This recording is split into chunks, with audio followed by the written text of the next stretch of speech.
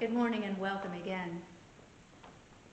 When I was 10 years old, my mother and I, along with a friend of hers and her daughter, hitched a little Nimrod trailer to the back of the car and headed west. It's a trip of a lifetime. We saw the Badlands and Mount Rushmore. We drove across the vastness of Montana, touched the corner of Idaho to say we'd been there, and we traveled down through Wyoming to the Grand Tetons, and we camped in Yellowstone National Park and saw bears and bison and moose. And we drove and camped in campgrounds large and small. The Nimrod was small, just kind of a boxy sort of trailer. And it had 2 fold-out beds and just a little room to store our belongings. And the trunk of the car held our foodstuffs, and we relied on the campground to give us the rest of our amenities like water and showers and a picnic table and a fire pit. The term today is roughing it. We camped in the primitive way, living outdoors. No TV, no electricity, and no iPads. And so the events of the day had to be timed to come back in time to start the fire. And that was the best part of the day, lighting the fire.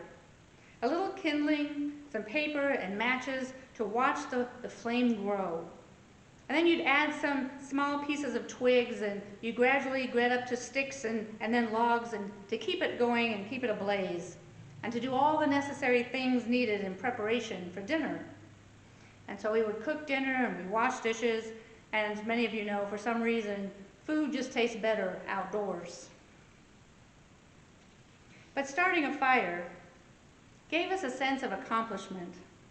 To watch it start out slowly, and sometimes after many tries, the small flame gains momentum and it would start to get bigger and bigger until it could stand on its own.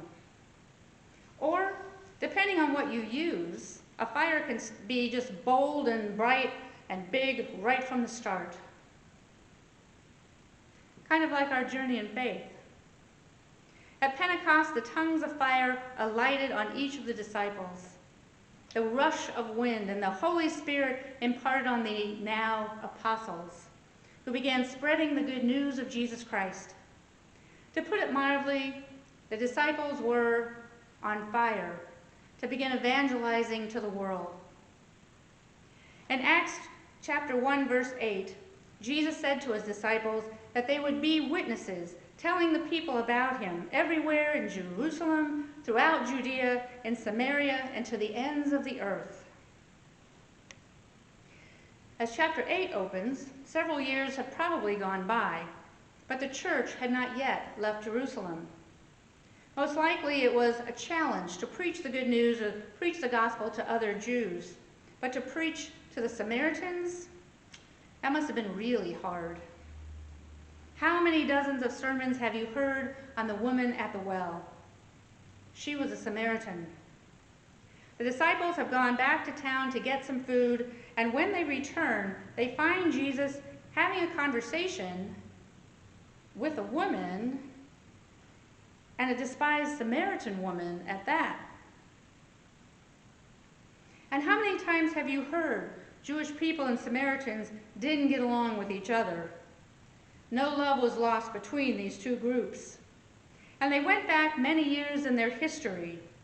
Arguments over where to worship God started the separation, the hatred, and the distrust of each other.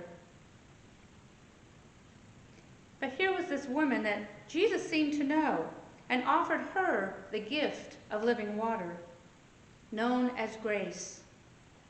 She went back to the village on fire and tells her friends and family and neighbors and anyone who will listen about this man who gave her a most precious gift.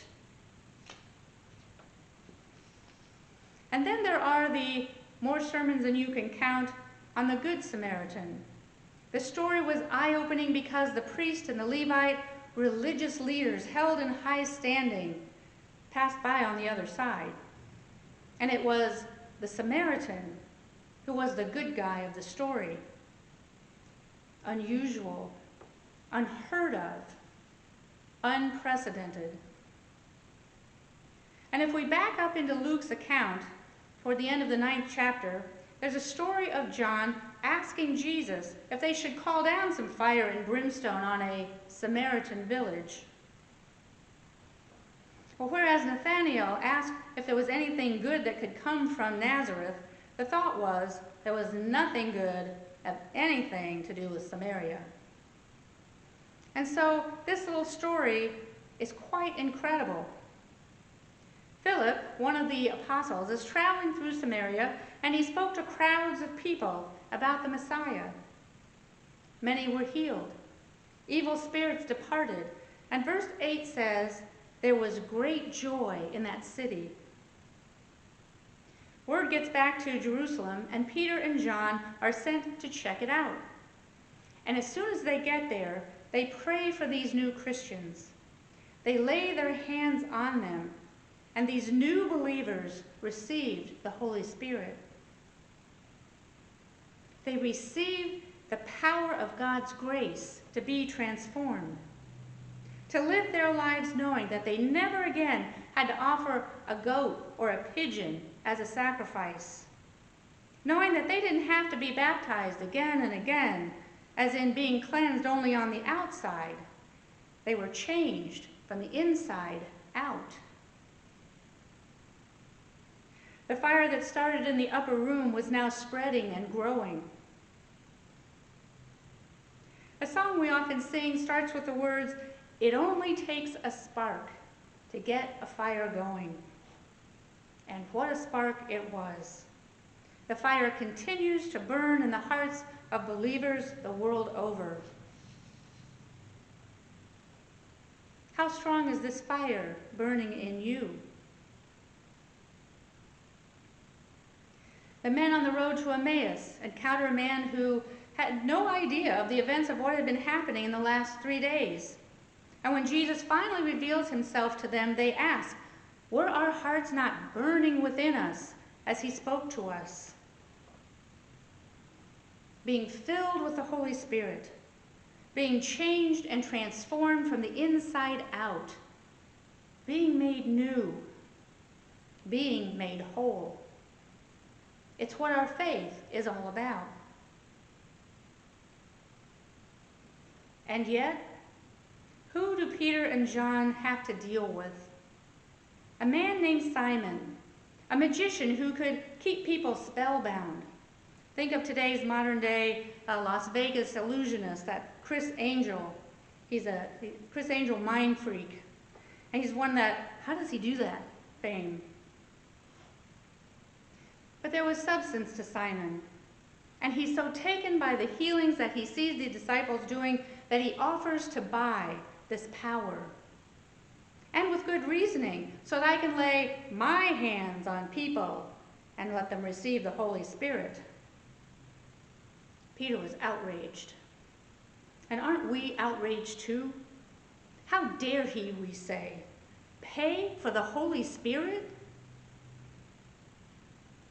And yet, how often do we say to God, if you'll do this for me, then I'll come to church every Sunday. Or if you give me this, I'll give you that in payment. When all God really wants is our brokenness. Come to me, Jesus said. Not wait until you're perfect. Not after you give $1 million to the church, or after you go to a foreign country to be a missionary, then come. Come to me now, as you are. The writer of Psalms reminds us that the sacrifice God desires is a broken spirit. You will not reject a broken and repentant heart, O God. The people Peter and John laid their hands on were new believers, just as they were, filled with God's Holy Spirit and the fire within them ignited. How about us? We too have been filled with the Holy Spirit at our conversion. How are we keeping the fire alive and burning within us? How are we spreading the good news of Jesus Christ through our words, through our actions, into a busy world around us. Like starting a fire on the camping trip, adding more prayer, study, and devotion, and fanning the flames through service keeps our relationship with Jesus strong. May the Holy Spirit kindle or rekindle the flame that is burning inside you. All blessings. Thank you for being with us this morning.